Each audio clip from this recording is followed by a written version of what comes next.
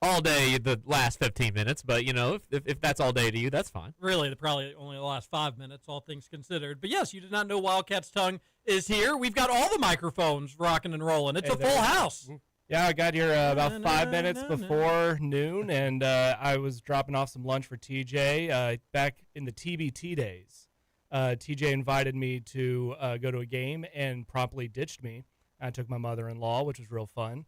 But I promised him lunch, and I keep my promises. You took your mother-in-law? I'm not sure if I knew that. I took my mother-in-law. That was the only semi-UK fan that was free on short notice, and she enjoyed it. She loved it. I was going to say, I hope she better. That's great.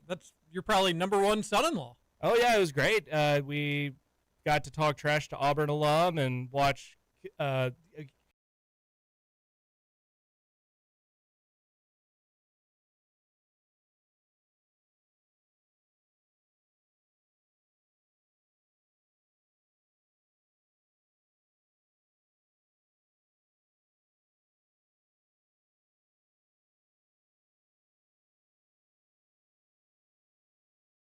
all that fun stuff. But glad that you got to go. You got to see the win, dramatic fashion. It was the next game that didn't go La Familia's way. That should have also been a win, unfortunately. Yeah, that Eberlin Drive game was real frustrating, especially when you lose from free throws. It wasn't because of anything like shots going in or out. It's just some really controllable thing that kind of stinks. But heck of an experience, and I'm assuming La Familia is here to stay for quite a long time. That's a fun summer experience in the middle of baseball season, and that's it. Yeah, I didn't anticipate starting the show with a little La Familia talk, but let's do our top 12 favorite La Familia players of all time. No, I'm being facetious. Stephen Peak, how are you doing? I'm doing great. Here for show 2 as co-host. Very excited. Appreciated everybody's kind words on social media and everything yesterday. It is weird being here with Wildcat's Tongue, just having the floating logo right here in front of me. It's the Wildcat's Tongue logo. As new hologram technology, yeah. I am a burner in real life as well. I'm trying to get the stream pulled up on the studio TV. That's what I'm doing, fellas, if you were wondering. But we are on the YouTube, and Wildcat's Tongue, you cannot be seen. So you are hiding in the corner perfectly. You are in my phone as Wildcat's Tongue, by the way. I actually had to ask TJ a couple weeks ago, wait, I know he's told me his actual name before. Don't say it. There's no need. There's no need to know the real name. No, WT. No fewer than 6 to 7 people have asked me your actual name. And it's, no offense, but it's somewhat a forgettable name. So I oftentimes forget it. I'm like, you know what? I kind of forget what it is. And then I tell everybody that it's Claude.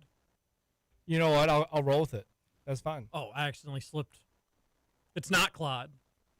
What is WT's actual name? Take your guesses. Get your guesses into the text line. Into the Gameday Men's Health text line, which, by the way, Scoots just texted me. Not about the intro, but he did say Peak should have text line access by Monday. Nice. Which Monday? Maybe a Monday. Maybe a Monday in April. Who's really to say? But welcome on in. This is Kentucky Roll Call, Friday edition of the show. We're having a good time. Hope that you are as well, wherever you're listening. Maybe you're a podcast listener. Download Kentucky Roll Call wherever you get your podcast. Producer Matt, how are you? What's up? How was your Thursday? I'm good. Thursday was good. Watch some baseball, watch some football. Really relaxing day. Just kind of chilled out at home yesterday. It was nice. Kind of felt like one of the first fall weekend days last night. I know Thursday's not an actual weekend day, so I was cheating a little bit. But you had playoff baseball on. You had football on. You could have the windows open if you wanted to. It probably got a little chilly if you did do that. Maybe you had a little chilly because it's totally chilly season. Mm-hmm. But it felt officially like fall last evening with all the sports on. It was a great TV night and great weather night, and it's going to be more like that this weekend. The Cats are on the bye, so they can't hurt you, WT, Peak. They can't hurt you. You don't have to travel and watch a UK football loss anywhere. I'm a little jaded by this UK football season, but in all seriousness, a bye week is coming at a welcome time. I wouldn't put it past him to not find a way to hurt me sometime during the bye week. Gets an extension. Hey, we've got does he run it back last year during Big Blue Madness? He returned the corner to a football field. Does he make a return? What's his record since then? 3-9? 0-9 against Power 4 competition. That was really cool how the field or the court was the field. And then in Stoops fashion, he just couldn't even help himself. You haven't been invited here for a while. It's like, you lazy SOB. You wouldn't have came anyways if you were invited. You hate going out in public. The only reason you are here is because you're a petty little man, and now the other guy's out of town, and you want to try to rub it in his face. Well, I would love to hear some more stories of the dynamic between Calipari and Mark Stoops. Or like the behind the scenes, wacky conversations because between the two of them. That comment really showed what he thought about Calipari, in my opinion. Yes. Yeah, no, that comment by Cal broke him. I don't know if he got advice from somebody to be like, oh, this is your chance. Draw a line in the sand. He could have easily just been so cool about that and said, well, he's entitled to his opinion, but I see things differently. You know, he could have easily just let that comment roll off his back. Instead, he planted his flag in the ground and basically told the fans, pick a side. And fans were happy to, unfortunately. That was an ugly time in the fan base. It was such a stupid argument. I mean, so dumb. Come on. Like, I want Kentucky football to, what did Calipari say? I want them to win all the games and go to bowls. Of course. But do we have to, like, play stupid and pretend that you have the same history in both sports? And I know Mark Stoops' comment was like, don't we play in the SEC? But, yeah, I mean, I guess by just competing in the SEC. But is Vanderbilt a football school or a baseball school? They're a baseball school. Yeah, thank you. So the same thing for Kentucky. Clark Lee somewhere just flips over a table. Oh, Stephen Pitt! I'm going to find you. Well, now the SEC has a more recent college basketball championship than a football championship. They're the best basketball conference in the country. So we compete I would in that say conference the too. Deepest football conference, but not necessarily the best at the top end right now. So maybe we are just a basketball school and a basketball conference. Yeah, Could be. Really didn't have to be controversial. Stoop somewhere sweating here, and you say all that, and he's like, "Oh, basketball." That cracks me up. And nobody ever really painted the U of L anonymous Twitter gang as the smartest group, but the people who come back with when there's SEC basketball discourse. Oh, you all were bad for so long. It's like, oh, okay. Well, what does that get you? What does that do for you right here in this conversation right now? We're talking about the yeah. That's an online argument. It is it's almost like the bot reply to SEC. Whenever you get like SEC's the best or I mean even like an unbiased ranking like KenPom conference rankings, they will flood the replies with "It's about time when you've been bad for the last 3 decades." Which is just a wild take because who cares? We're talking about right now. Right. The ACC is booty cheeks, and the SEC last year was probably the greatest conference in the history of the sport. Yeah, I'm saying Pat Kelsey just yesterday in his little Field of 68 thing said ACC always has been, always will be like the best basketball conference in the country. I'm like, okay, has been, probably Big East might have been a little bit better. Peak Big East better than peak ACC. So I think even the college basketball nuts would agree with that. Right now, the last season, if you look at the KenPom rankings, they were Duke existing away from being worse than the Mountain West. Wow. It's pretty bad. I mean, I was willing to say back in the day, as you said, I don't even know who's in the Mountain West currently. Realignment got me shook on the Mountain West Conference teams. When Louisville was in the Big East, I had no problem admitting that was the best conference. Back when you had Kimball Walker running that team through that some dominant tournament Pittsburgh run. Teams as well. Yeah, that Villanova. was when the Big East was rocking and rolling. It was a lot of fun. I loved watching Big East basketball. The Big East tournament was so much fun to watch, and in a lot of ways, you kind of compared it last year. The SEC compared it to when the Big East was really good because it was. The argument is it harder to win the conference tournament than it is to win the NCAA tournament because you got to run through so many good teams. But the ACC, come on, Pat, come on. My favorite stat from last season. Last year, Kentucky had an 8-4 record against top 25 teams. I saw this. The ACC had a 7-61 record against top 25 teams. That includes top 25 matchups where a team has to win. They only had 7 top 25 wins as a conference last year. Is it going to be better this year? If it's not, that's a problem. But it has to be. That's that's one of the things that always gets me with U of L fans and some of the anonymous fans and some of their media members. They have just such a tough time calling a spade, which makes you just not want to believe them even in their delusions, which are generally just that, delusions. But if I was a U of L fan, I would say, listen, the ACC does suck. I wish it was better. Nothing that we can do about it, but you just have a bunch of schools in our conference that don't take sports overly serious. Boston College athletics is a joke, and it's never going to be anything other than that. California in a similar boat. Syracuse is done. Nil killed Syracuse for everything that it was worth. It's never coming back in the way that it was. Pittsburgh seems to be kind of on life support in the Nil era. It wouldn't shock me if they're good in basketball again. Someday, Capel certainly ain't it. Virginia Tech's done. I mean, SMU basketball is never going to really be much. Wake Forest basketball, they're in a tough spot in the Nil era, but now you get Will Wade at NC State. Will Wade at NC State will help the conference. UNC, I think, will be better, maybe, and then Louisville will be better. So you got Duke, UNL, UNC, NC State. They're legitimately going to be good for the foreseeable future. We'll see what Jay Lucas can do at Miami, but they're a little bit of a mess in the Nil era. So it's just not going to be good, and that's not U of L's fault. They can only control what they can control, but the conference is always going to be horrible at the bottom. Here's the thing. The SEC was that way for a long time, where you would have maybe 2 or 3 competitive teams.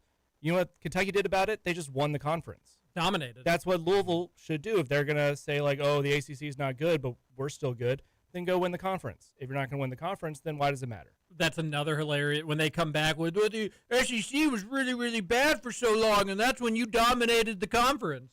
Yeah, yes, we certainly did. And what are you doing with the terrible ACC? Yeah, well, we went to the ACC championship game for the first time. Yes, again, ACC is terrible, but that is good. You finally went to the conference championship game.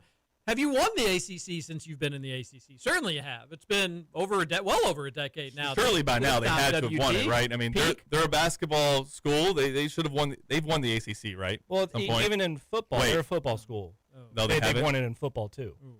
They haven't won it yet? No. That's crazy. No, never have. Never have. Never in either sport. I don't think that they've won an ACC baseball tournament, but I could be wrong about that. Is have to talk about baseball. They did go to Omaha. They've had some good baseball teams, but ACC hasn't been the walk in the park. But it's a bad conference. They're going to get a ton of wins in that bad conference this year. They went 18-2 in that conference last year. Let's not forget that. And then what did they do in their first game against a non-ACC team? They just got pummeled. Blown out. They got pummeled. Yeah, and I love the whole talk leading up to it too. That we should be a 2 seed. I mean, the delusion and like it's like, do you all watch any other teams besides your own? I had these arguments all the time when they were in the Conference USA, and in 2005 they got really upset that they were a 4 seed. Well, who'd you beat in the Conference USA? It took Darius Washington missing 2 free throws at the end of that. Yeah, the CUSA championship. Calipari on the sideline. He did the choke symbol after he made the first one, as if like it's over, and he did you can't do that anymore. He looked over at Cal. You're right. He made a gesture and then he said it's over. Yeah, and he was right. It was over because he was going to miss the next 2 free throws. Unfortunately, he did, and then he was. I felt bad for him. People made different gestures to him in the choking manner. Anyways, all right. What's up, WT? How's We're Up to No Good going?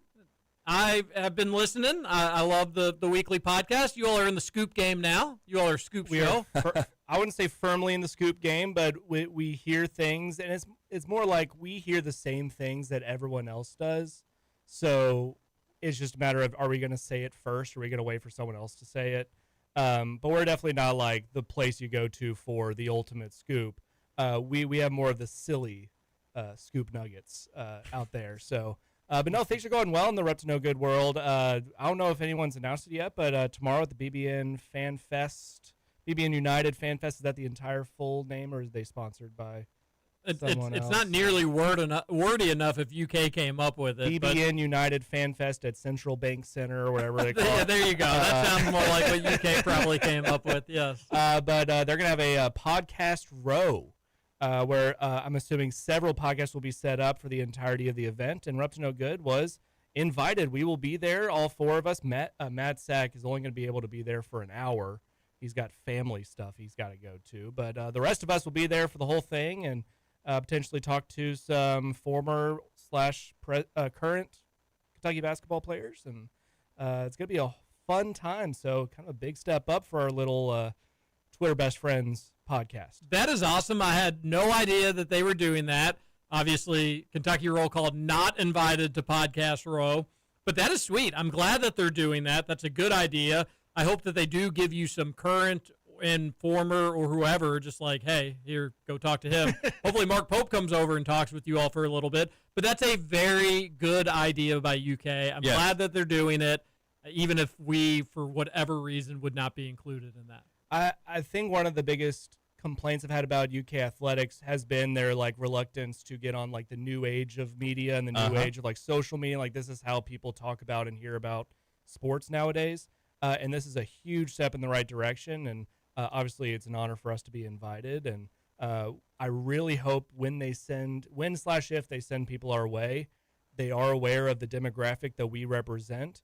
Like if you send us someone from the 80s, like we will be honored to interview them and talk to them, and there's a good chance we'll recognize them. Educate your listeners, though. Yes, but will we know exactly which questions to ask?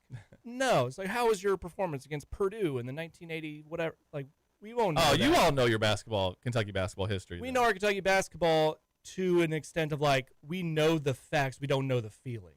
This is great. Now, if somebody at UK was listening, and they're certainly not, but if they were, it'd be so funny if they were just like, all right, get some of the descendants of the Fiddle and Five over to the Russ No Good guy. Let's get all the stars from the 60s, the 70s, and just you got to have like a Bradley rapid fire segment. Just get one of the oldest guys and let Bradley just have a minute with like rapid fire questions. Of course, they'd only probably get in one because the old guy would be like, well, hold on a minute. Bradley'd just be like, no, you got to go quick. Come on, we got to hurry. Like, okay, what was Adolph Rupp really like? Mics are off. You can say anything you want. No need to let it all out there, buddy. In the 1966 National Championship when you played Texas Western. Yeah. Did Walt Disney have the cameras there directly, or how did all that work? But that's sweet. So did they just ask you like, hey, be here at this time, and you all are going to be podcasting live, or are you all like, that's an interesting aspect of it. The details have not been the most forthcoming as of right now. We have just this could be a ninth green at 9 situation. Are you sure it's just not a trap? It was a verified Kentucky Athletics account. All right. So the admin of that account at least wants to invite us. Details after that, we'll see. We've been talking about like, okay, so do we need like our logo somewhere? We do not have like a banner. We do not have anything. I'm going to wear a Rupp to No Good t-shirt. That's about all of our branding that'll be there. Just hang up some like stained old t-shirts on the board. We're just trying not to get upstaged by sources say if they're there. So they will be there. They will be there. So yeah, we're going to try to not look like complete amateurs next to the superstars of the podcasting world. Okay, so what other UK podcasts are going to be there? That's a good question. Memorial Memo. Memorial Memo will be there? They will, yeah. Is Hardly Committed going to be there? Hardly Committed. Hardly Committed didn't get the invite. Is there? Yeah, there's the Talking Cats podcast. I saw them at the Georgia game. Yeah. I don't want to keep throwing out other in a competition. No, it's fine. This is a good route. I really don't know what if they're including us. I have no clue what their cutoff is for. Okay, well, but you guys are pretty prominent though on social media. You certainly are. Yeah, you're being too humble. One piece of branding we will be bringing is a small replica of our Free Big Z billboard. You gotta bring that. That'll be great. People want a picture with that. Honestly. Yeah. Now, how can you do it to like size though? You'll have to figure out the perspective. Yeah, it's no bigger than 5 inches tall. So people will be right next to the camera, and you'll put the billboard way off back into the distance, so it looks like the real thing. I get $20 to this billboard, and it definitely worked out at the end of the season. Is Big Blue Drew's Kentucky Dads podcast? Did they get credentialed? that will be a good litmus test there to see where they cut the line on this. Did one of Dylan Ballard's 13 podcasts get included? Is there a chance that he could be there potentially? I am curious because it's Podcast Row. I mean, is there going to be national podcasts there then also? Because, there are a lot of Kentucky basketball podcasts that I noticed from working the YouTube channel. And Aaron Torres. They're getting the ones that you have to have a certain view threshold or download threshold or followers or something to get invited. Or I really don't know. I know to get credentialed for like a game, it's more based on website views, not necessarily podcast downloads, because that's one of the things where we've tried to like, even for the tiniest game in the world, they're like, what website? He's like, we don't have a website. That's not really how things like new things are done these days. But no, I feel the 68 is already done their Kentucky trip. So Right. I don't think They're they'll not be gonna there. come back for that. Even though I would love to meet John Fanta. Actually, no, he's not even. No. Field 68 He anymore. goes on there sometimes, but no, he's not a. I think he still helps out in some, like, Okay. I agreed to do this, but now I've got a better job with NBC, right? Or Fox. He left Fox to go to NBC, I'm pretty sure. A big John Fanta fan. We think Bradley Smith is John Fanta reincarnate, even though they're both with us at the same time here. Well, Bradley is a bundle of joy similar to Fanta, and yes, Fanta is going to be play-by-play on Peacock and NBC, which will be great. So when you're watching Big Ten basketball and you're like, oh, yeah, that game I want to watch. I got to go to the stream. I got to go to Peacock and go back to do your home channels and whatnot. Well, that's great. Well, hopefully you all will record. That will be a podcast certainly worth listening to. We're live, we're up arena, all the shenanigans that will go on there. That'll be great. Well-deserved. If you're not listening to We're Up to No Good, make sure you're downloading that. Anywhere you get Kentucky Roll Call, you can find We're Up to No Good, and that includes Wildcats Tongue and Buddy and Bradley, some of your favorite Twitter personalities, and good old Matt Sack as well.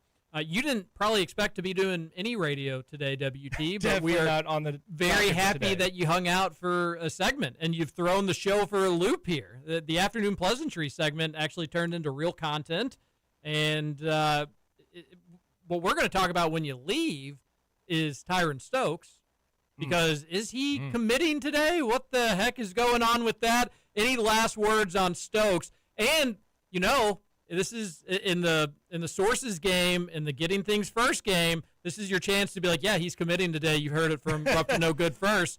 Just so you know, if you want to get out in front of something, now would be the time to do so. Unfortunately, any time I felt like I've known something in the recruiting world, it's come back to burn me. So if anyone tells you that they know when Tyron Stokes is committing, they are lying to you. They don't know. They're trying to be the first. Love it. If he commits today, I do have a post in the drafts ready to go for whenever that day comes. But if that's today, fantastic. If it's tomorrow during Big Blue Madness, that's also great. If it's in 2 months, I'll be a little frustrated and antsy, but I do think that whenever that day comes, it will be the Kentucky Wildcats that will be hosting him for his basketball services for the next year. WT, I hope that you are correct. We're going to take our first commercial break here on Kentucky Roll Call. Make sure you're following Wildcats Tongue at Wildcats Tongue on social media. Stephen Peak, TJ Walker, producer Matt coming back with more Kentucky Roll Call on your Friday after this.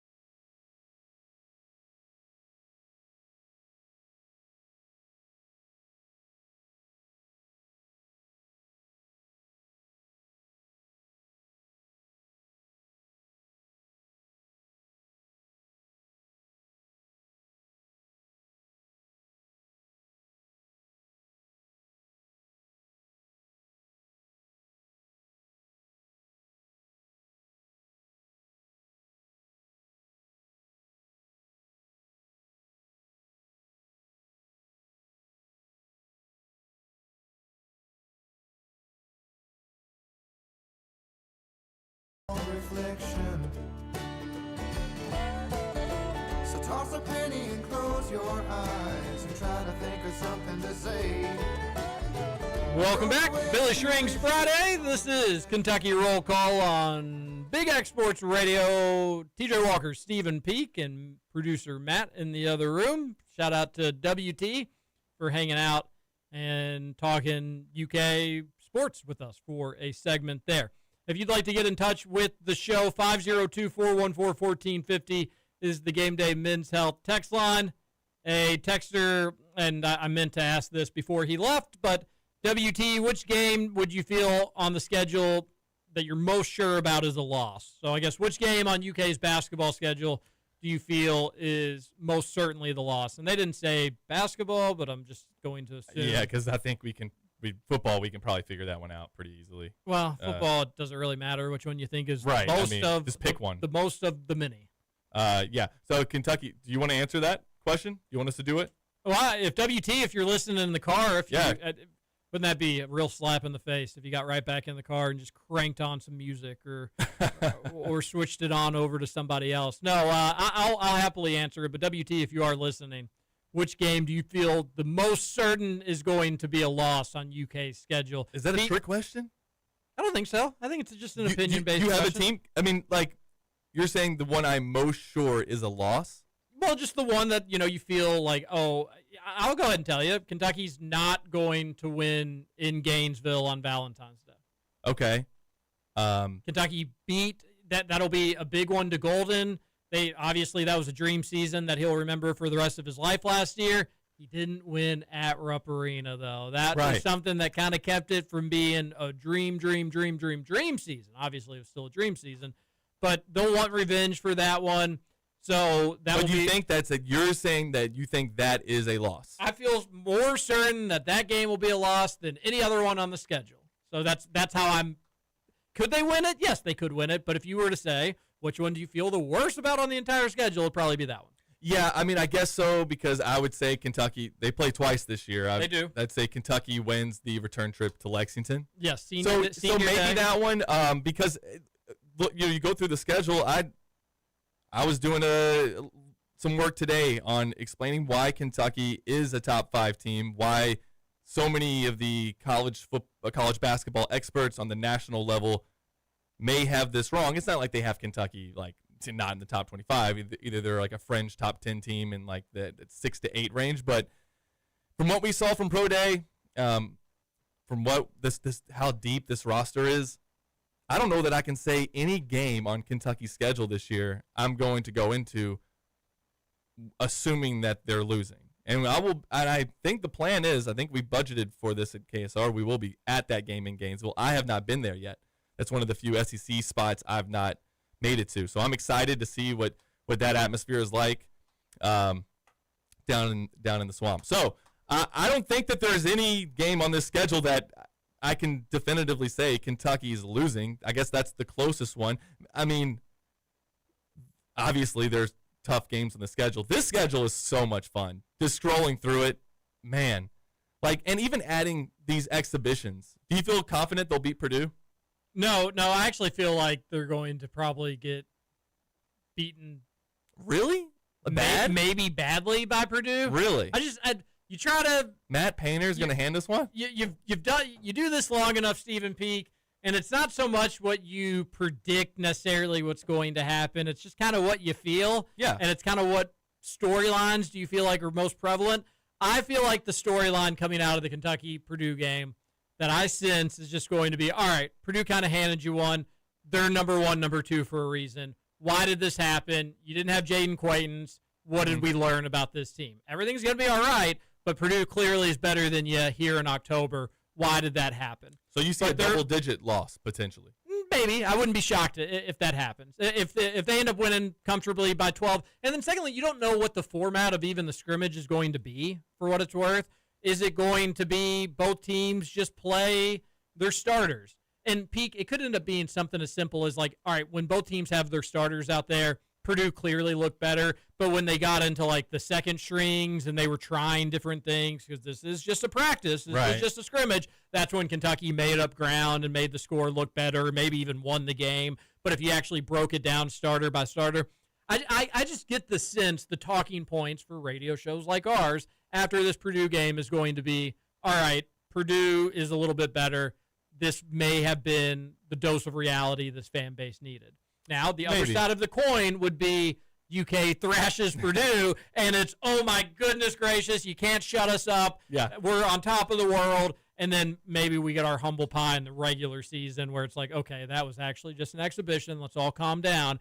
I could see that storyline as well, but I lean closer towards Braden Smith shows why he is everybody's McDonald's All-American, even ranked higher than Otega Owe. Do you think it could be as bad as that 2018 Kentucky Duke game? I think that game was in Indianapolis. That was in Indianapolis. I was there for that one. Left that one early. One of the very, very, very, very few times I've left a Kentucky basketball or sporting event early. I just couldn't. Look at the symmetry in the scoreline. Duke was able to just do whatever they wanted. No, I don't think it'd be anything like that.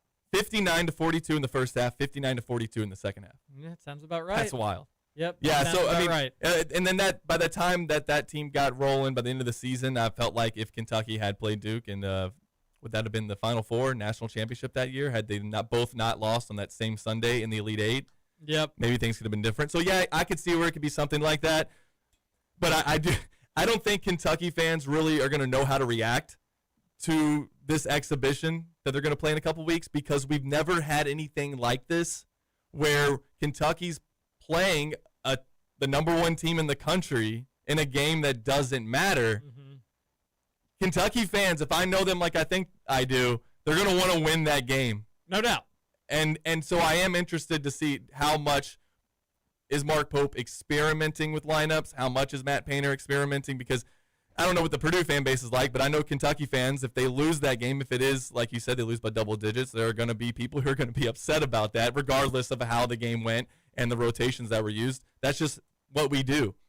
So that is going to be interesting. But yeah, I'm looking forward to everything getting started tomorrow. Man, I get this football stuff off our minds for at least a week and focus our attention on what I think is a Final Four favorite this season.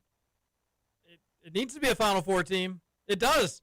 And that doesn't mean if they lose in some wacky, crazy way in the Elite Eight that I'm going to be furious. Well, I will be furious, but that won't be a referendum on Mark Pope necessarily. But if this is a team that just kind of ho-hum is a 5 seed and they get eliminated in the round of 32, or can't do that. They lose in the Sweet 16 and they're never really threatening in those games, there's going to be some takes about Mark Pope in the offseason. There is 100%. pressure for him to go places he's never gone in March as a coach. Obviously, as a player, he's been to the promised land. Do you have a game on the schedule that you would say is most likely to be a loss? I know you said that you feel pretty good about all of them. Go ahead and just say 40-0 then. Oh, no. Go and drop the F word. They're going to lose. Producer Matt, I know we don't have a dump button, but here comes the F word, buddy.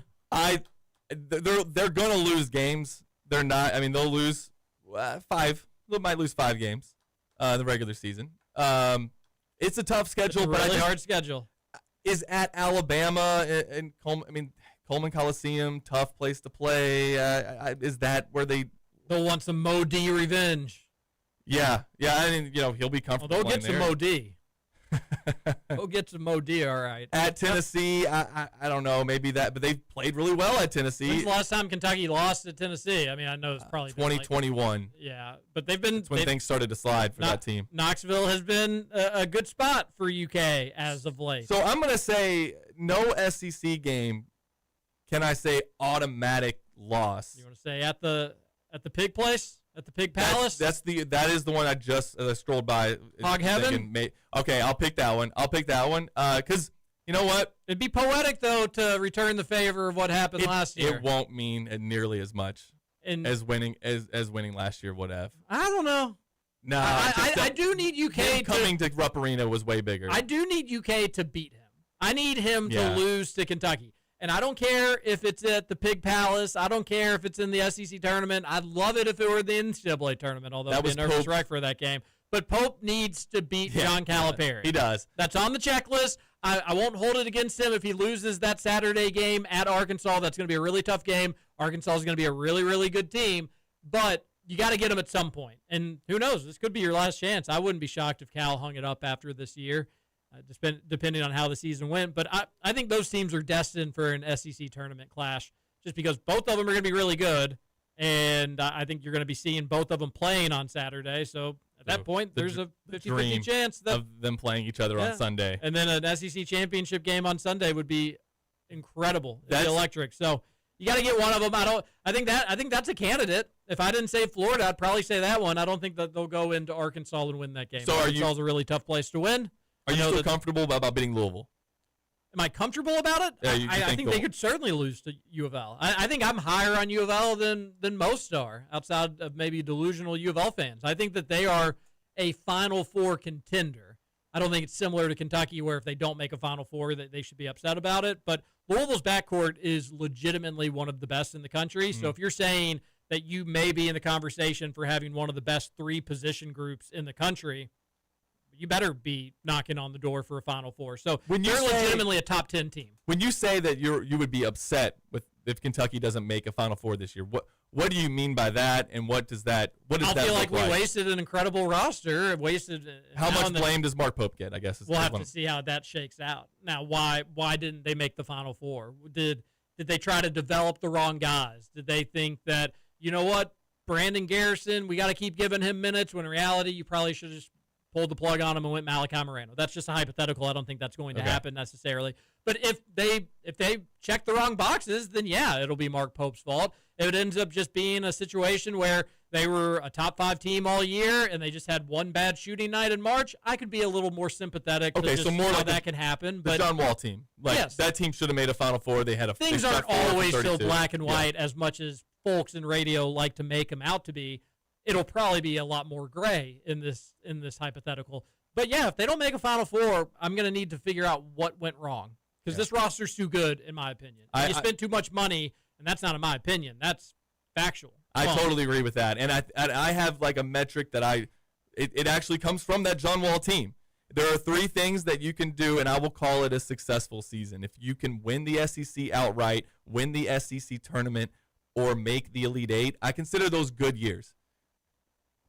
They did all 3 of those John Wall season, that 2009-2010 team. We haven't done any of those since 2019, making the Elite 8. Or 2020, they won the SEC outright. We just forget because everything got canceled. But we got to get back to winning the SEC again. It's something that we took for granted for so long. We have what do they have? 45, 40. How many do they have again? I thought it was like 46 or 48 or something. Yeah, see, we don't even keep track of the number anymore because it just, we got another one. And we've gone now 5 years without winning the SEC regular season. We've gone 7 years. Is that right? 7 seasons now we haven't made the Sunday of the SEC tournament. That's ridiculous. You have to get back. So if this Kentucky team, I guess what I'm saying is if they go and they fall short of the Final Four, if you give me an SEC championship or an SEC tournament championship, I'm still going to call it a good year. Especially because, as we talked about in the first segment, the SEC is a lot better now. The tournament being so random, and there were at least 2 Calipari teams that should have made Final Fours that didn't, and then there were 2 that made Final Fours that shouldn't have.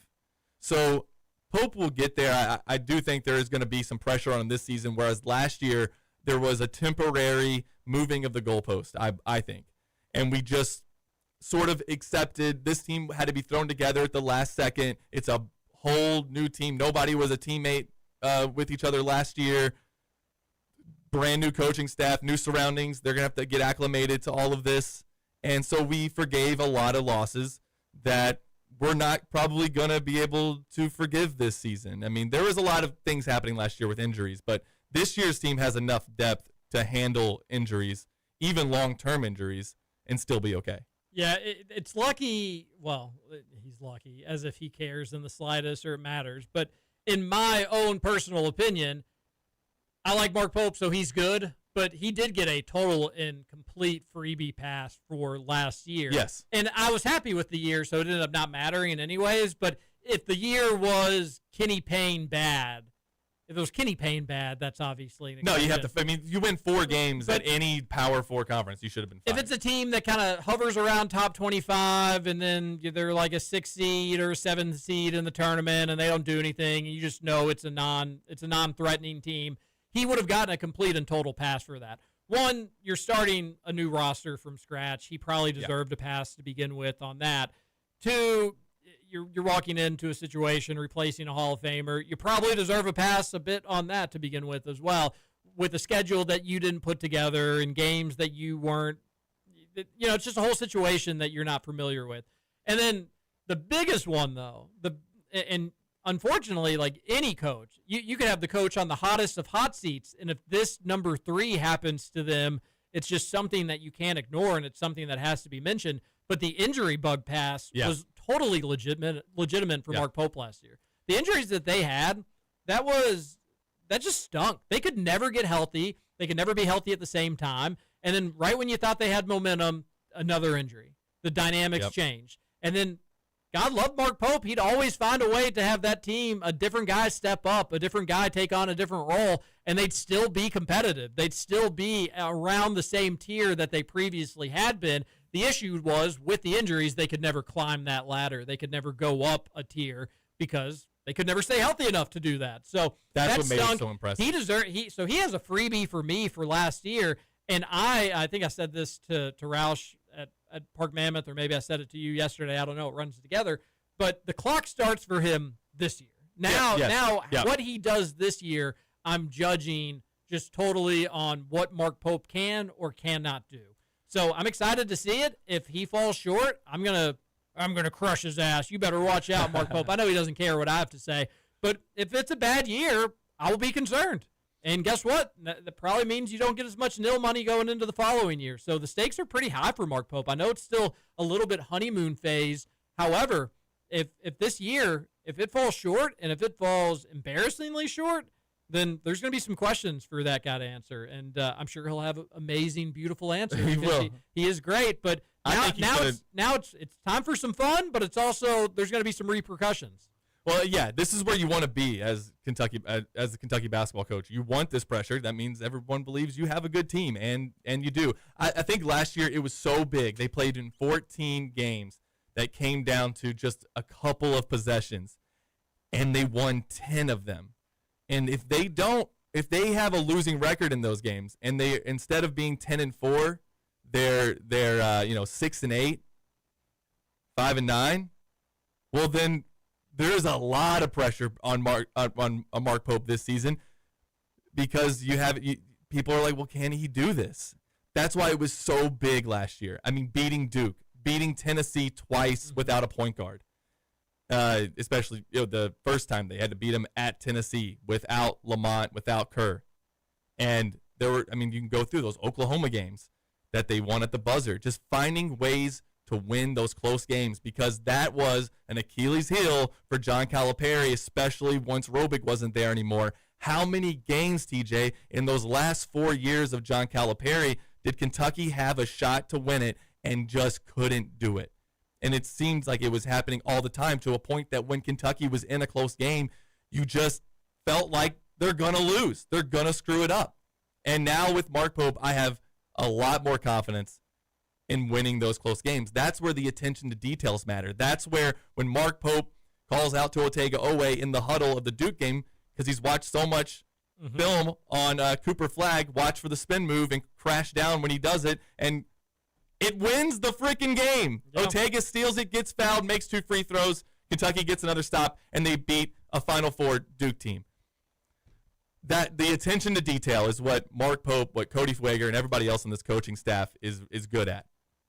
And that one thing about Calipari and how it started to end and how you didn't feel confident in late game situations was it was diverse too. You could have Kentucky storm back in a game and you'd be so pumped because you'd be like, finally, they woke up. We're in this game. Let's go. Let's rock and roll. The offense is clicking. But then in the back of your mind, you'd be like, oh no, but now we're in the game and it's late. And now it's really on coaching. Like the players kind of got you back here, and then you'd go, oh, no. Or, and that was the one that you usually would feel a little bit better in the situation you feel a little bit better in because just the team had momentum.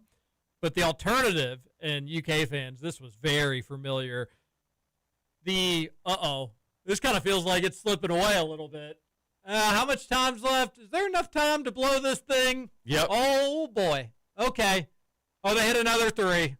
Okay, now it's close. Like now it's really, really close. All right, Cal, figure it out. And when you had to scream to yourself, Cal, figure it out, the final few years of the Cal era, it was a bit of a helpless feeling. Well, you talked about the last time, we talked about Florida coming back wanting revenge. It was 2 years ago. Kentucky had that game won, and Walter Clayton Jr. hit that 3, but there were so many other things that led to that happening. And I had a tweet back on February 11th, 2024. It's under my highlights at Stephen Peak KSR on Twitter. This is mid-season, but it said Kentucky has had 27 opportunities to tie or win the game since 2020. They've made a shot one time. Woo. I mean, that was Calipari's last 4 years in a nutshell. Just unable to win those close games. So with Mark Pope, with the talent that he has, look, they're at least going to be in close games with the other great teams. You talked about Florida being the game where you think that they could easily lose. I don't see that any team on the schedule is going to run Kentucky off the floor this year. I mean, things happen in basketball games. Teams get hot, but that was one thing I loved about Cal for the most part, especially in the early era, and I call it quitability. And Cal's team had zero quitability. Mm-hmm. Like they were going to be in every game. We did see some quitability from Pope's teams last year. They got blown out a couple times. That Ohio State game was bad. That was a bad game. Now, of course, 7 players on the team were getting engaged and having intercourse and doing all that stuff. But that was a bit of an excuse potentially. But no, I'll be interested to see because this team shouldn't get blown out. You're way too deep to get blown out. Yeah. On any given night, all right, maybe Lowe just doesn't have it from a shooting standpoint. Yep. You've got 3 different guards that could come in and maybe do different things so that you shouldn't get blown out. Now, you are right. Basketball, some nights it's just not your night, and that can travel across the board. So I'm not saying if they get blown out once that I'm going to be furious with Pope. But you say that you care about the name on front of your chest. There's nothing a UK fan hates worse than just getting pummeled. We can take losses to a certain degree. We can understand losses. Don't handle them gracefully every single time. Blowing out in any capacity, it doesn't matter if it's Billy Gillispie and you know that team is booty cheeks. It doesn't matter if it's that 9-21 pandemic team that Cal coached.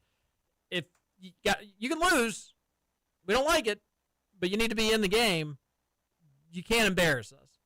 Yeah, and I mean last year there was a couple games that you mentioned Ohio State. There was only really last season I think 2 maybe 3 bad losses at playing Auburn at home. One of the last regular season games. That one wasn't particularly close, and then the Arkansas game. Those were the 2 that because the Arkansas game really wasn't that close. So that was his one bad thing. I agree with you what you said earlier. You kind of got to win that game now. That was everything went as good as it could have gone when you consider everything his first season, except losing to Arkansas. That was just the one bad thing from last season. Yeah, if that's flipped and he blows out Cal in that game, even if you lose in the Sweet 16 to Tennessee, who is a rival, I think that kind of gets glossed over a little bit in the season as a whole. Like that was you don't want to lose at any point in the NCAA tournament, let alone to a rival. And what if Tennessee had gone to a Final Four and we were part of the stepping stones in that journey? That would have been totally embarrassing. But thankfully, that did not happen. All right, this is what we're going to talk about in hour number 2, but I am so intrigued, even more so today than ever before, with the recruitment of one Tyron Stokes. Mm-hmm. And I think Stephen Peak's got a pretty good insight into at least what's going on and some of the rumblings surrounding the number 1 player in the class. I've got an incredibly hot Stokes take, I should say. Ooh. But first, how about a little Clarence Thomas? The great Supreme Court Justice, Clarence Thomas. Turn on up, Producer Matt. All I hope I'm Tyro Stokins. I'm being told this is Clarence Carter, not Clarence Thomas, the Supreme Court Justice. Oh, okay. Yeah, just in case. Clarence Clemens also. Clarence Thomas, I bet could get down to this song. Clarence Carter, everybody. Tyron Stokesen. I probably did this about a minute too early. Otherwise, we could have really taken it into the commercial break, and we would have been ready to rock and roll. However, there is a lot of intrigue in this recruitment, and there's some rumors that he could be committing today to the University of Kentucky. WT briefly touched on it. He doesn't know if it's going to be today or not, but he still feels good about UK's chances. And I've watched a ton of Stokes highlights. I've been Stokesen this week, and I'm going to tell you what I feel, whether he commits to the Cats tonight or not, what UK will or may be getting in the number one player. And Stephen Peak with some of the intrigue and mystery behind this recruitment and what he expects to happen in hour number 2 of Kentucky Roll Call on Big X Sports Radio. Billy String Friday taking a bit of a hiatus for good old Clarence Thomas. Don't call me Clarence Thomas, Clarence Carter. Tyron Stokesen.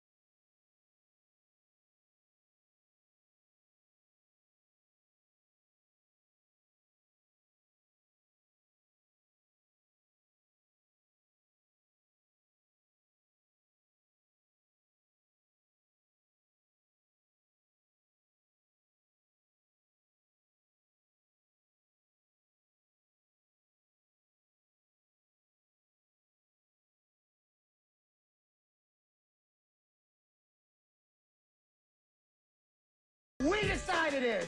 With Walker. Started, bro.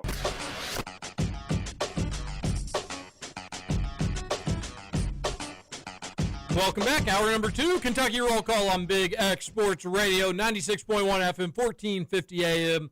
Stephen Peak, TJ Walker, and producer Matt here on your Friday, getting you ready for your bye weekend for Kentucky, the last bye week of the year for UK.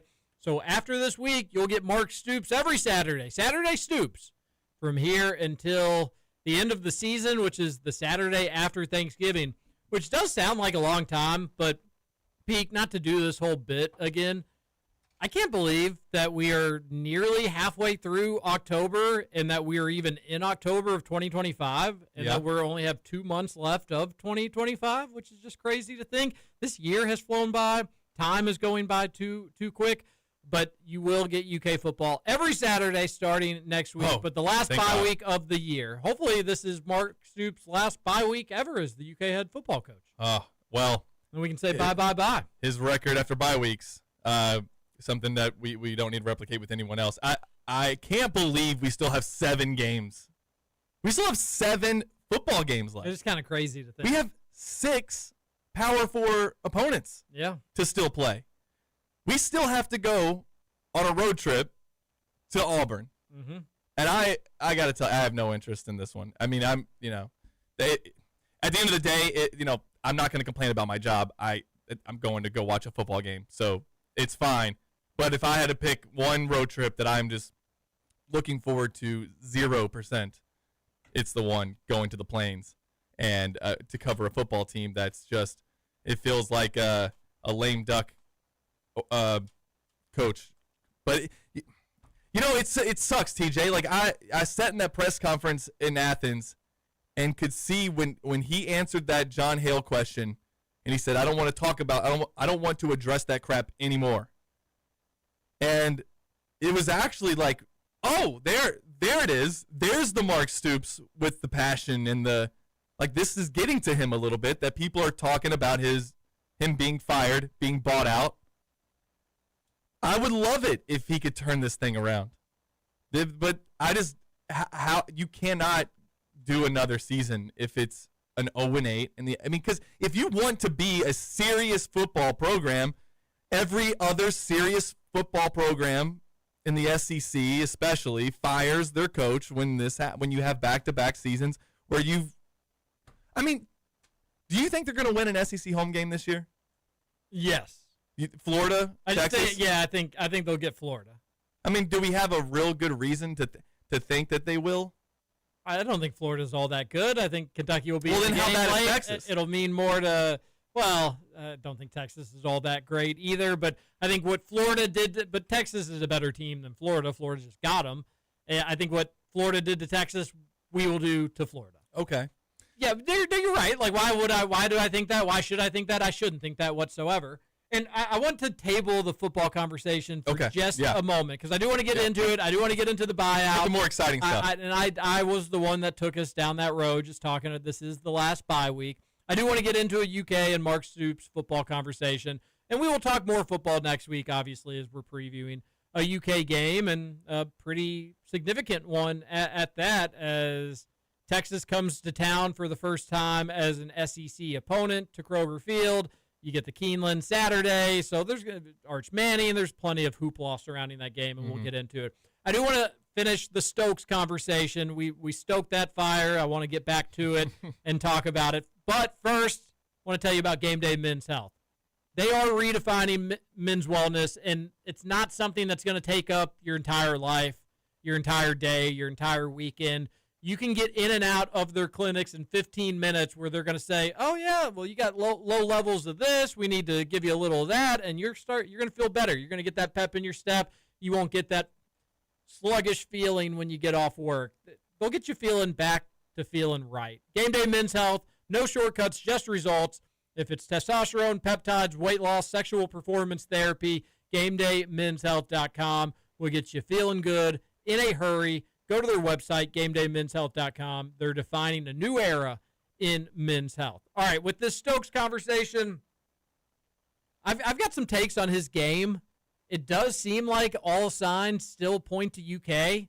What is strange to me, Peak, and this is a little bit, normally with recruiting, not to toot my own horn, but I can get a solid feel just on reading between the lines and following the breadcrumbs. And most people can. I don't think there's anything special. But covering it for as long as I did, I may be a little bit more astute than some. So this recruitment being a little fuzzy in that regard, where UK's the favorite, but everybody's kind of cautious about saying that. However, you never hear about another team being the favorite. We've seen recruitments like that before or similar. I will say what's a little more bizarre with Stokes is nobody knows when he's going to do it. Like the mystery behind the timeline, like he may do it now, but he may not do it now, but it's going to be soon, but not too soon. What does soon mean anyways? It's all relative. Well, Does any of this even matter? Everybody said it could come today, it could be tomorrow, but man, I don't know. I feel like they do.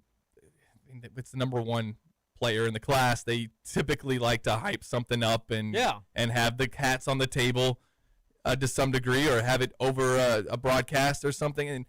And people said, well, maybe that's the big surprise at Big Blue Madness, but I don't think you can do anything like that until he's signed.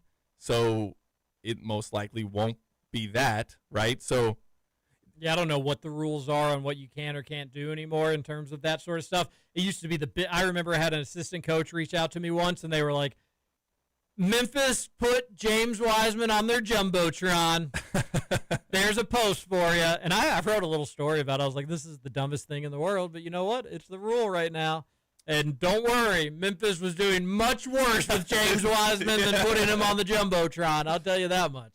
Yeah. So, I mean, we talked about it.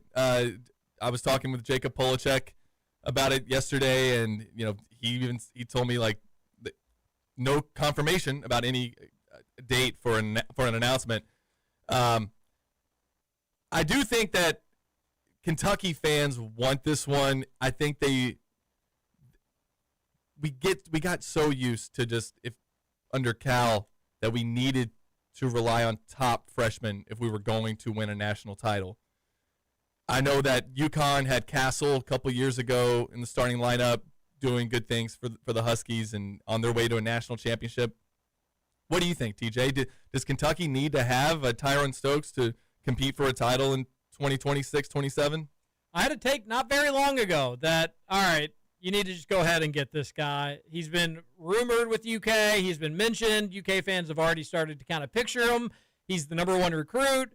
And it seems like you're in a good spot. You got to go seal the deal at this point. Even if he's worth it or not worth it, you're already in the neighborhood now. You got to buy. You're in a bidding war, and it'd be in a bad look if you didn't buy the house at this point. It's like an auction. I've never actually participated in like a real auction, but if you're buying a horse or you're buying something cool and you're like holding it up, remember that TV show, the Storage Wars one, where people would yell at each other and stuff like that? There'd be a point, I would imagine, where your ego takes over of what is a smart financial decision. And I feel like Kentucky's in that spot with Stokes. Something cost fallacy? Is that what we're getting at? Something, yes. Okay. To a certain extent. Yeah. Maybe. And I'm not saying that necessarily applies with Stokes, but that's the take that I had a few weeks ago was, all right, you've got this fish on the line. You need to bring it back to the boat now. Reel it on in. I still stand by that. However, there's a lot of interesting smoke with Stokes. Players may not want to play with him. That's an issue. He may have attitude problems. These are things that are rumored out there. Not that I'm saying are true. I have no idea. I've never interviewed the guy. Yeah, exactly. So I don't know. That's not it's not my job anymore to keep up with that stuff. But that is what's rumored about him. Attitude problems, effort problems, and players don't want to play with him. He's undersized, not a great shooter. These are some of the red flags of what that would translate over into Mark Pope's system or any college system.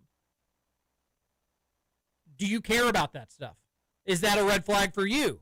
Or, I don't care, the people are just being haters. People just are saying that because they're not going to get them. They wouldn't be saying that stuff if they were going to their school. Sure. You get him on board, and you're getting an amazing player. Where do you? Well, let me ask you, was Pat Kelsey referencing Stokes in his comments yesterday? I think he was. He called, he said, we don't want selfish players.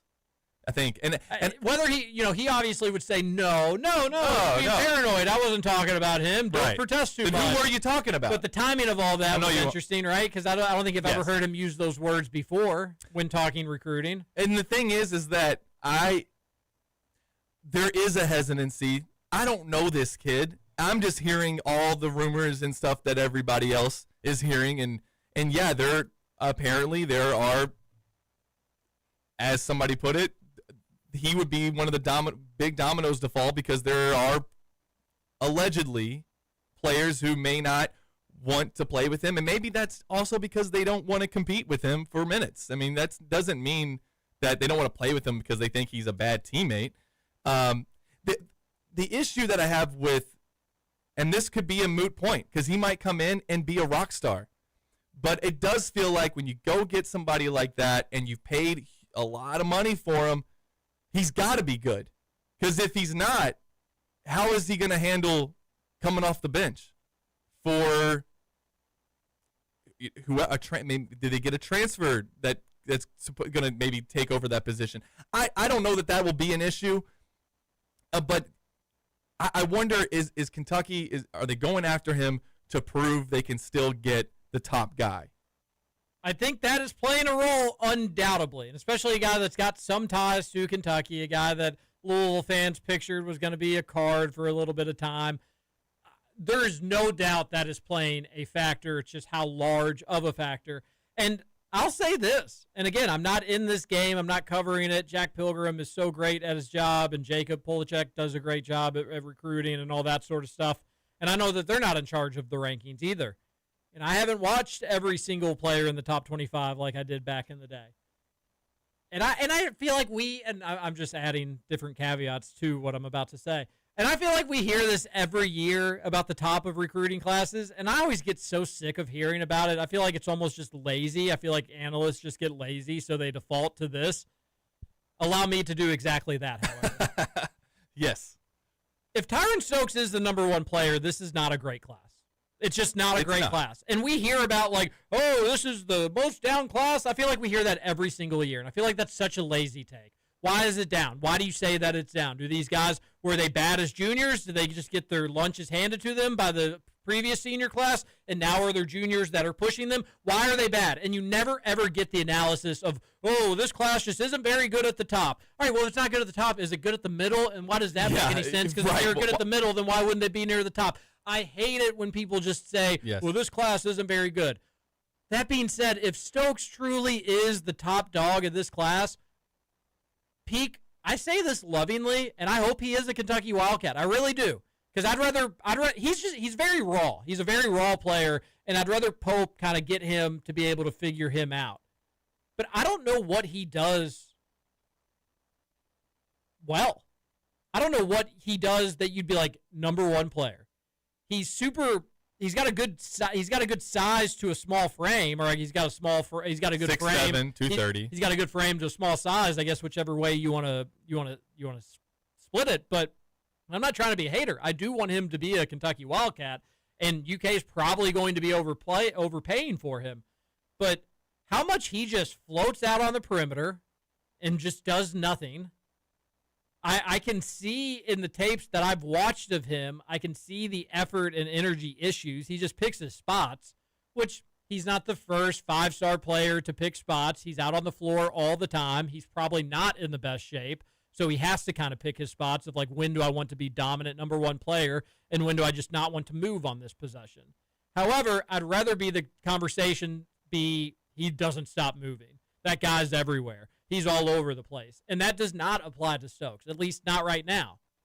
All this to say, Pope could turn him into an absolute and complete freak because he does have a great frame and he throws his body around, and he's a big dude. But at 6'6", 6'7", I don't know exactly where he's going to want to play. He seems to not want to be down on the block, even though that's where he should be. He always wants to be out on the perimeter. Again, not the first five-star forward that wants to float outside. But I'm curious how it's going to work with him. He can be a good shot blocker when he wants to be, but he gets disengaged defensively from what I've seen. And he just wants to look for the highlight block more times than not. If a coaching staff can get to him and get him to lock in the right spots, and then just play within the system on the offensive end, he could be a really, really, really good piece. And I think what could be really appealing to UK is you'd bring him in to be maybe the fourth best player on the team, the third best player on the team potentially. Hopefully he wouldn't be, all right, we've got Stokes, and what we have next to him, we don't know. If you do that, you're not going to have a very good basketball team. I'll tell you that. The money that you might have to pay to get him, that's what worries me is that. But if he's kind of like an afterthought, if he's just another one of the starters, another one of the dudes, which he should be, then that could be a lot of fun. But you're right. Him taking up such a huge chunk of your budget could say, all right, well, we spent $5 million on that dude, so we don't have that much left for everybody else. That could be concerning, and I'm sure Pope has factored in all of these. But it goes back to how this conversation started. How much is he just, I got to get a big recruiting win. This fan base is so used to getting whoever they wanted. They want him. I want him. We just need to make it happen. I don't care what it costs. Yeah, this is the beauty of Sports Talk Radio. I think like the Whiff King stuff on social media and all of that, which means absolutely nothing, obviously. Look at the team they put together this year. I mean, they look pretty good. It appears to, on paper, to be the deepest team in college basketball, and at the top, one of the most talented. So I'd like the idea of having a deep roster, not relying on 5 or 6 guys, which used to work. There was an article that I read about how the new way that basketball is being played. There's more possessions, and it's up tempo. Guys are getting hurt more. So back in 2011, I think Kentucky only played like 6 or 7 guys. Yes. And they went to a Final Four. In 2012. Only 7 guys. 7 guys. Can you imagine? Marquise Teague goes out. Is that team going to win the national title? So, I do think that there is having more depth. That's the key to this year's team. That's why they can go to a Final Four. That's why they can handle a couple injuries in January and February and not take a bunch of losses that drop you a couple seed lines. So if you're going like all in on Tyron Stokes and thinking that, I just don't know that that's the strategy. But I do agree that Mark Pope has probably thought this through way more than I have. And I think that if I were to predict what he's thinking, it's that I can mold this player into what I want him to be. He has all of the tangibles. He just maybe needs some coaching. He shoots the 3 okay. He can get to the basket. Obviously he's a good basketball player. Sure. And you want him on your team. The way that the dollars have to be spent, though, that's what is interesting to me. Like if you could get him for $3 million, it's a no-brainer. But if it's doubling that, it's like I don't know. And I also think that Pope will be reactionary to this team for how he builds his next teams. And I think you saw that in year 2 versus year 1. Ooh, I need to get a lot more athletic. And what did Pope do? He got a lot more athletic. I wonder if he'll say after this year, all right, that was great, but I need more Jaden Quainses. I need more NBA talent. That's why I'm going after Stokes. That's why I'm going after the top-level talent. I'm just guessing. But he'll respond to it, and it's nice being able to trust the coaching staff. And not think that it's just, hey, I'm trying to get the buddies together and we're going to go have good dinners and have fun and all that stuff. It's nice being able to have a coaching staff that is, they're nerding out over pizza and soft drinks late at night, being like, hey, what if all right, I've got a subscription to this site and you've got one to that site, and let's punch in the different rosters and let's see analytics, and you just got a bunch of dorks running the show, and I appreciate that. So I do know the program's in good hands, but I am not Tyron Stokes' biggest fan from an X and O standpoint. I don't care about, players don't want to play with him or he's got an attitude problem. If Pope wants him, he'll get that stuff figured out, and players don't want to play with him. There's some rumors that maybe like Rippey doesn't. I love Rippey. So if there was like You're better on Rippey than you are Stokes. I love Rippey. Yeah, if I could have one of them for a college basketball team, I'd take Rippey every day of the week, no doubt about it. So Rippey would be like the one player I'd be like, oh, no, I hope that's not true. And who knows if it's true or not true. But one thing I will say, in the era, because people said people didn't want to play with the Harrison twins and people didn't want to play with Julius Randle. Sure enough, they all linked up and they got like 4 other McDonald's All-Americans to join them. So it ended up just being a bunch of just bogus disinformation, if you will. Yeah, and I think money talks now. So, like, you may not want to play with somebody. Oh, they're offering me $1 million more. Okay, I don't care. Yeah, him and I will squash out that beef for $1 million more. Yeah, that's no more than that school. Then yeah, I know I said in the past I wasn't too high about him. For $1 million, I'll tattoo his name on my arm. I'm not worried about that. I do think, like, Tyron Stokes can win you some basketball games. I do think that. So I think it is good to try to show the fan base we still get the top guys. Without Calipari, we're still able to get freshmen, even if it's because we have a bigger budget. So I mean, producer Matt, you got any takes on all this? Actually, I was wondering. So let's say Tyron Stokes comes in. We're technically don't know the actual numbers of what they're being paid. Sure. At what level do you think Tyron Stokes? Let's say he plays pretty well, but not to what the number would suggest, and he doesn't end up being a first-round draft pick this season, and he stays for another year. Are you still happy you spent that much money on him? Or would you have rather gone to like a transfer portal junior who probably would cost less that you could keep for one more season and then build a team around them? Or would you have rather had a mediocre season from Tyron Stokes and then develop him later on? But that would possibly, hit your roster next season and you could build next year. It's a good question. If you're spending that kind of money on a player in this situation, you're expecting it in a one-and-done capacity. That's just, you're spending that much money on somebody that's a 5-star player. You're expecting him for him to be worth that money, he's got to be a one-and-done. Otherwise, it wasn't a great investment just because you probably could have spent significantly less money for the level of production you'd be getting. That's just dollars and cents. That being said, now getting a player for a second year, that's always enticing, assuming the player just wasn't totally a liability on the court. So there could be some added bonuses there, but one, you'd have to renegotiate, which that's a weird thing to talk about in college athletics, but a very real thing that has to be discussed. You'd have to renegotiate, and there is the chance to, producer Matt, he may say, all right, well, you all gave me the biggest bag out of high school. That was fun. Thank you. I'm not ready to go pro. I'm undersized. NBA teams don't love me. And you all ready to give me the biggest bag again, or do I need to go job hunting again? And he may just leave you. And he may go, Jaden Quaidens did something similar. And I don't think that was like the biggest bag situation in both scenarios, but it wasn't far off from it either.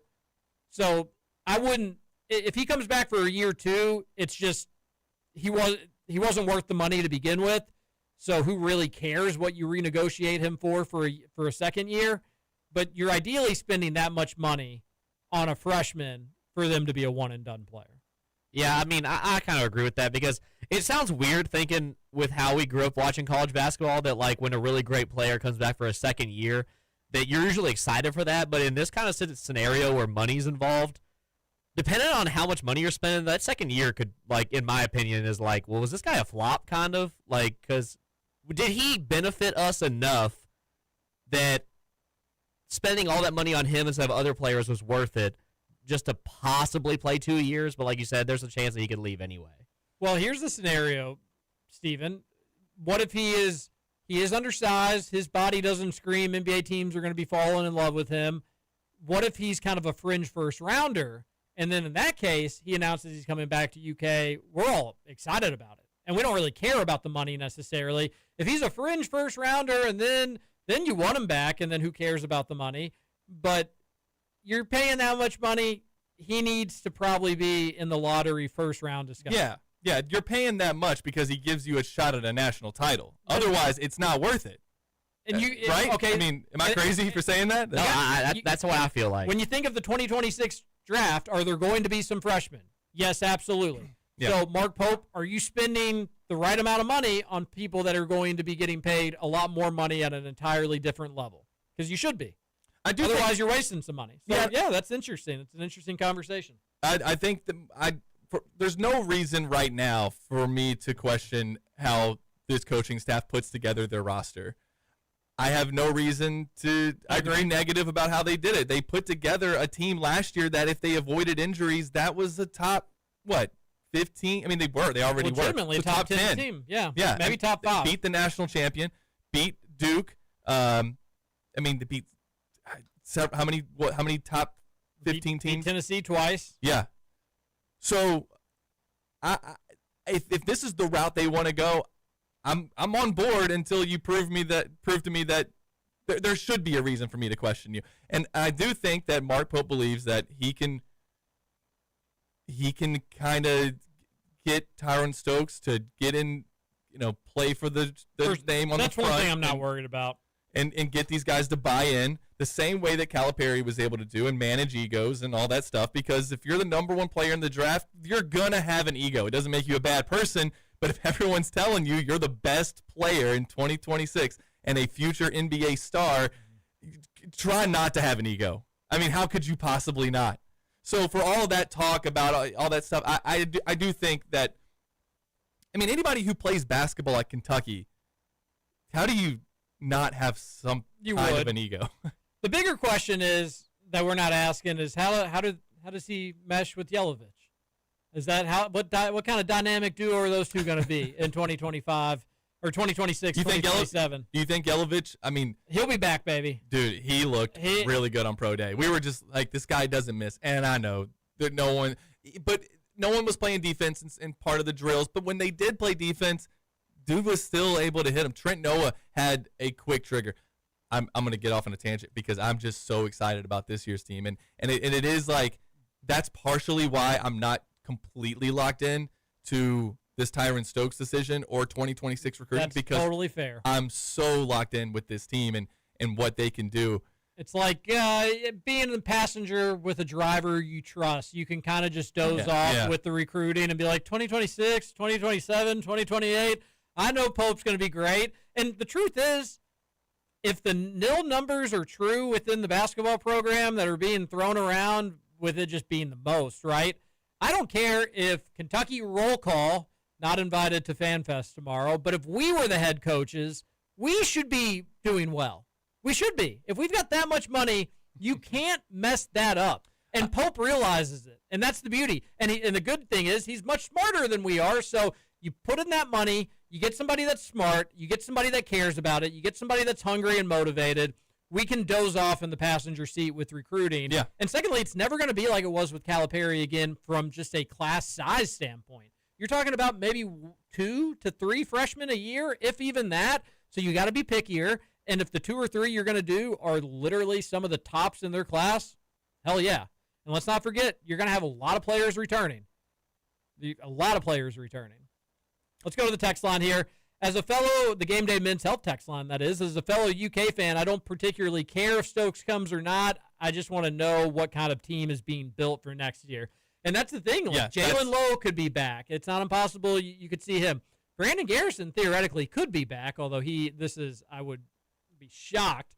Malachi Moreno could be back. Why would Johnson you could be be shocked back. if Garrison comes back? I think just the plan has always been first year come in, that be your project year at UK, and then second year is your last year. Because then there was some flirting around Brandon Garrison transferring or just doing something different. We didn't actually this year. know if he was coming back. It was kind of, I think it was the same day that they announced Andrea Yelovich. Now maybe he's in a nil situation where like, hey, BG, your best situation is to come back from like a money standpoint, which that could change things. But I've always gotten it was a 2-year plan for him. One is like to kind of be shown the ropes, and 2, to be the guy. And then when he's the guy year and they bring in Jaden Quains, I think that he was like, hey, wait a minute, that wasn't part of the plan. But then they probably smoothed that over by saying, Jaden's hurt. You're going to be the guy for a while. And then once you prove it there, we're going to have to play you. So that's just my take on Brandon Garrison. I mean, unlike last season, there is something where you basically had to throw together a team with a bunch of seniors and a few juniors. There's a lot of guys who could come back next year. There's really not going to be very many spots available. Totally right. And you know that I'm including BG is coming back, and Mo Diabate is a junior, Braden Hawthorne, and he looked pretty good at Pro Day also in certain spots.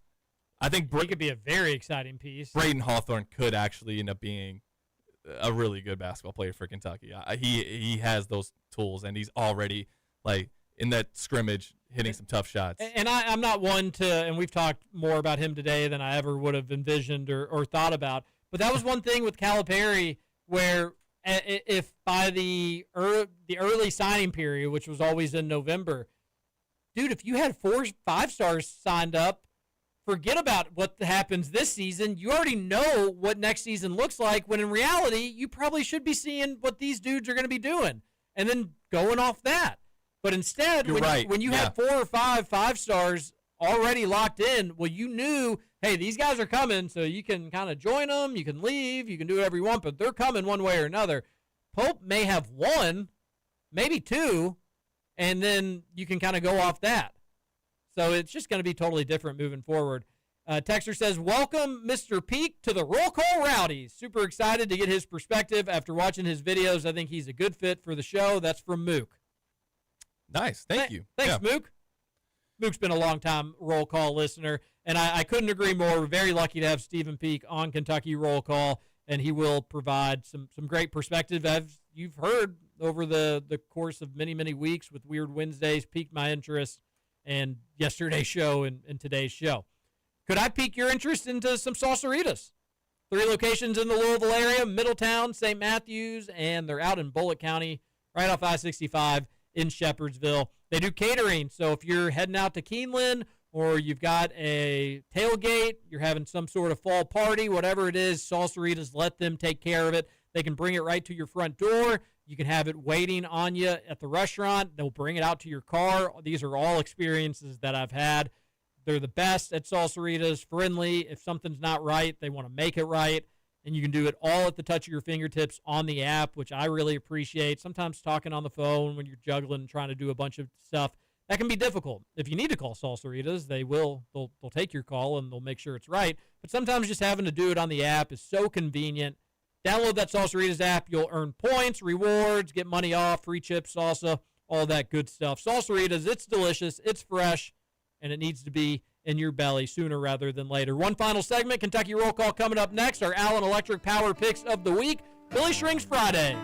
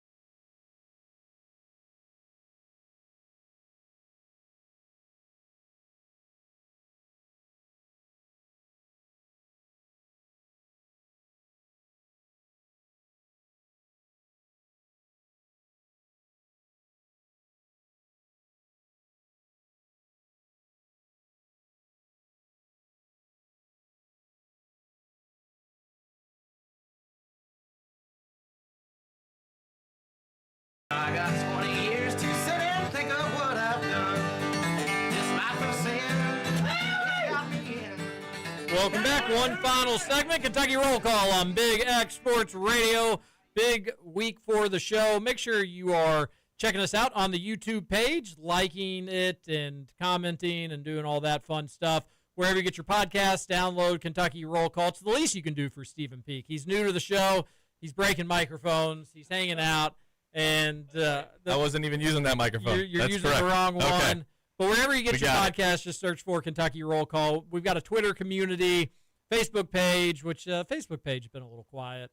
But it's a new era of Kentucky Roll Call, and we're excited to have Peak on board. If you'd like to get in touch with the show, 502-414-1450 is the Game Day Men's Health text line. We're lucky to have producer Matt. He's new as well, so it's a fresh new feeling, but the same Game Day Men's Health text line, 502-414-1450. John on the YouTube page says, hello, KRC. Alex on the YouTube page says, is there any concern about Stokes because of how weak the overall class is? I feel like in some weak years, the top of the class is always fool's gold. Alex from Colga. We talked about that a little bit. I if he's at the top of the class, for once, I actually do believe it probably means it's not that great of a class if he's at the top of it. But if he wants to go to UK and Kentucky feels like it's worth the money, you just got to trust Pope in that situation to bring it on home. I can't imagine the scenario where he's a total and complete bust. The team falls apart, and it's just this total disaster where we never trust Pope with money again. I don't think that's going to happen. I hope you're right, Matt. He's not going to be like a Cooper Flag, but he's going to be good. All right, well, maybe he could be a Cooper Flag. I mean, it's not impossible, but You never know. Cooper Flag was a generational athlete. Yeah, I could see him being like a Kevin Knox kind of. Kevin Knox was great in several games for Kentucky. He wasn't like overwhelmingly, amazing.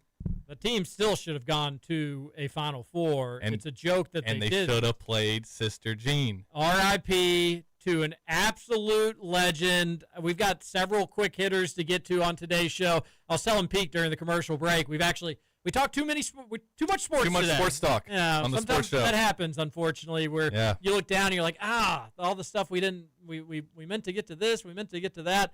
We were talking too many sports. Although Sister Jean is in the world of sports, it stinks. I'm sad that she's gone. I genuinely do feel this way, and I feel like people probably judged me for thinking this.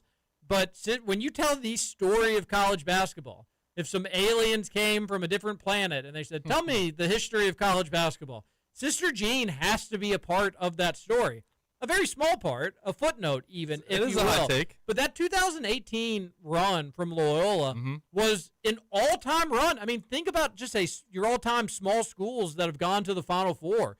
George Mason was one of the first ones in my lifetime. Yeah. And I will always, when I hear the name George Mason, I will think of the Final Four.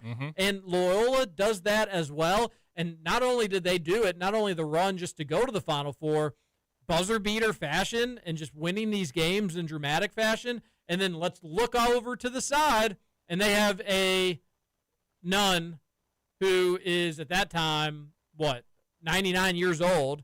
She's cute as can be. She's with it. She's having a good time with it. So you're talking about one of the most legendary sports runs of all time, and she's the figurehead of it. She's and she didn't play. She didn't hit a shot. She's just this sweet old Catholic nun with the team. She's a part of the history of college basketball, which I think is the coolest thing in the world. Rest in peace to her. It's an awesome run. I'm sorry, I don't want to interrupt anything that you were going to say. No, if you had more to go there. Rest in peace to her. It's not like we talk Sister Jean every day, or she was an integral part of college basketball. But it was cool to be alive during the Sister Jean era of college basketball, where she was like a popular. Yeah, but that tournament run for Loyola Chicago, of all of these Cinderella runs, is one of it's awesome for them. But you look at who they had to beat, a 6 seed. The best win was the Tennessee game. They had that shot that went like in and out and then dropped back in, beat a really good 3 seed in Tennessee. Miami was a 6. They beat Nevada, who was a 7, and they beat Kansas State, who was a 9. So it was like one of those small school teams who really didn't have to run into one of the big schools. Like, who was George Mason's biggest upset? I think they beat UConn, Connecticut, right? Connecticut, right? Because Kentucky would have played George Mason that year, right? Yes.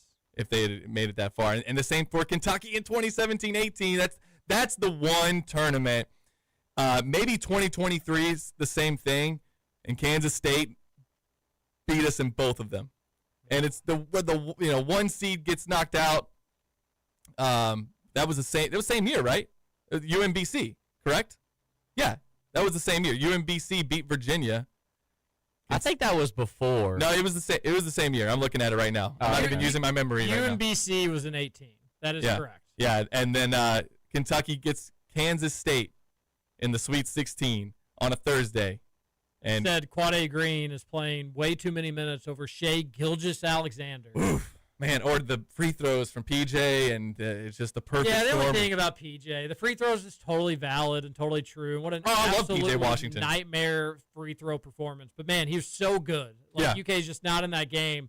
Yeah. He just couldn't make a free throw. He was great. He was great in 19 which was also. silly, just stunk. I think he was like their best three-point shooter percentage-wise in 2019. Rest in peace, Sister Jean. And then another quick hitter. This would have been in the afternoon pleasantries, but Wildcat's tongue was in the house. We're appreciative. Go back and listen to the podcast.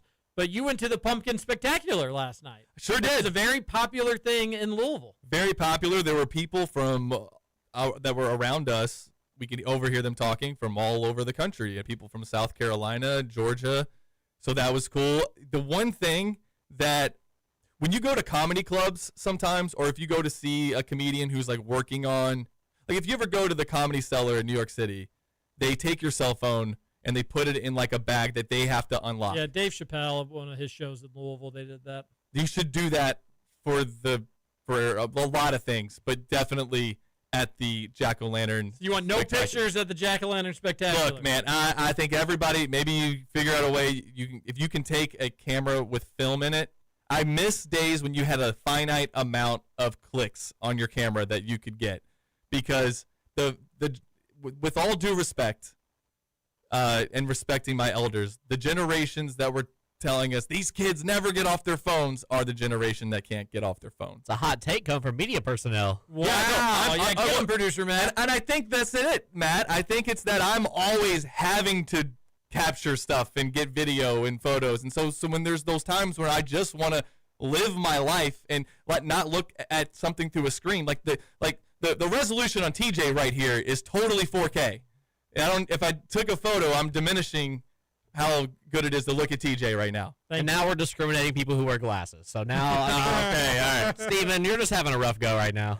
But let's take it easy for us. The bottleneck at the Jack-O-Lantern Spectacular is because people are taking photos. And by the way, it's low light photo, and you're not allowed to do any flashes, which wouldn't make the photo any better.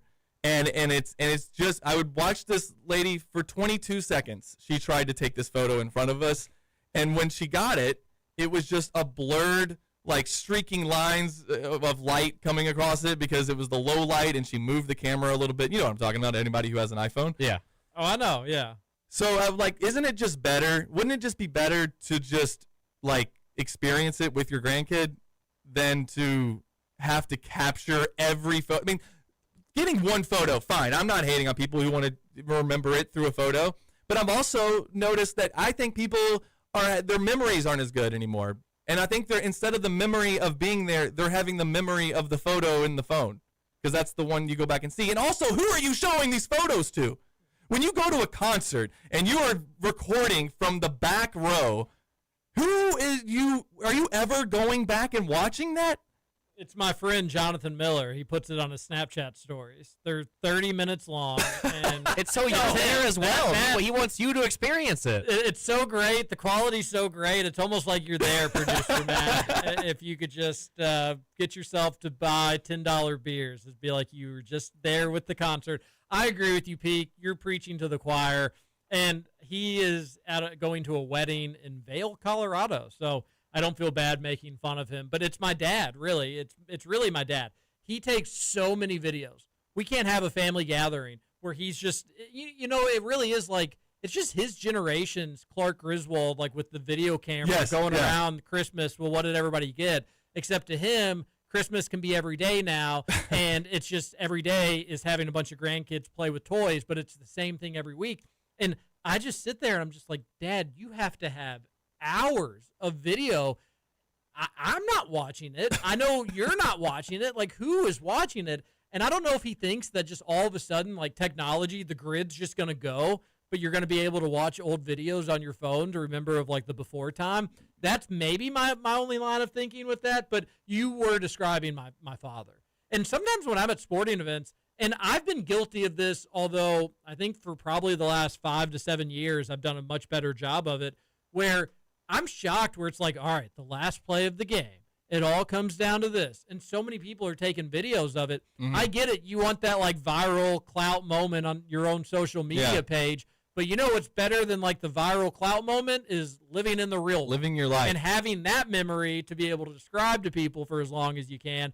But people don't see it that way. People don't view the world that way, Stephen. Yeah, and people should do what makes them happy. But if it's causing everyone else to, it's when you start affecting other people's lives, like when the camera goes up and now you're holding it over your head. Now other people are like, I'm watching the concert through your camera now. That's how I'm experiencing this. And I'm describing like a once in a lifetime, you're winning a national championship or you're not winning a national championship. It's not an annual pumpkin thing that they do every year that you can just go back and see next year. It's not like you're stumbling upon the eighth wonder of the world. Yeah. It's just the Iroquois pumpkin spooktacular.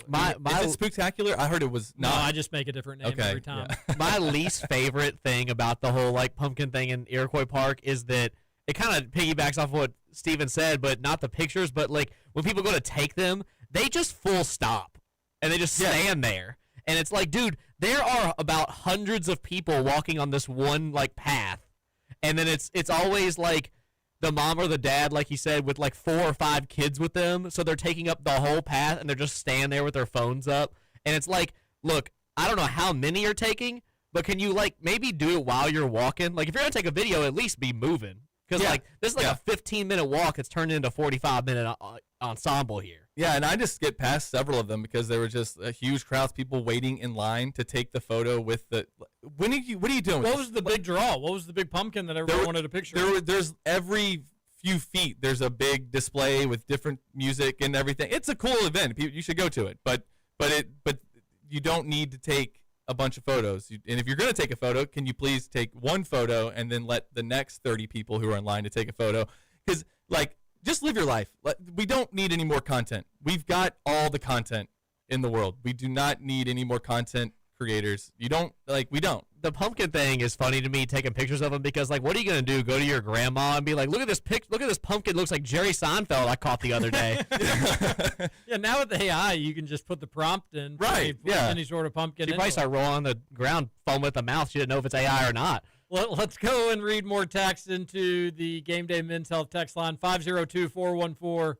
TJ, do you keep an official handicap? If so, would your handicap be after that 79? I used to when I was playing frequently, and I got down to, did I ever get to a 9? I don't know if I did or if I didn't, but I definitely was down to a 10. I know I got down to a 10. I think that's the best I ever did. And then when I was playing, like, kind of, and I started to fall out, I was closer back to like a 15 or a 16. But I used to, and that was my second round of the year. I can't state enough how miraculous that Park Mammoth round was. Something that I don't think we mentioned when we were out there and we did the show. I didn't warm up. We didn't do any sort of warm up. We got there 7 minutes before our tee time. So we just loaded the cart on. I was maybe going to walk. I even brought my little caddy thing. But we didn't hit the driving range, which we normally do when we go out to Park Mammoth. We didn't hit any putts before, hit the putting green or anything like that. It was go inside, say hello. Where do we drop our stuff off for after the show? You guys are up on the tee box. Oh, my goodness. Let's hurry and get down there. And we got down there and played. It was unbelievable. Just couldn't do it again. Isn't that when you play the best sometimes, when you just go play? Don't think about it. Probably, I guess so. Also, another thing that was like one of my only sober rounds that I've probably had in the past 10 years where I just didn't have any sort of beer. Normally, I like to have a beer when I'm out there. but no beer whatsoever. That maybe played a role potentially. Not that I'm getting like blitzed every single time, but just usually a beer. Peak, did you play any sports at Trinity? Go Rock, says a texter on the Game Day Men's Health text line. Go Tigers. I played a little bit of baseball. I wanted to play basketball. Basketball was what I was better at. Tried out the freshman year, got cut, ran it back the next year. Coach was like, "You should focus on baseball." So yeah, I was like, I don't want to hear that, Coach. I'm going to make the team. And he actually told me that early in the process. He was like, "You should just be doing baseball workouts." And I was like, "This is my dream, Coach. I'm going to do it." And I did all the after school workouts and all the going to the open gyms. Didn't miss one.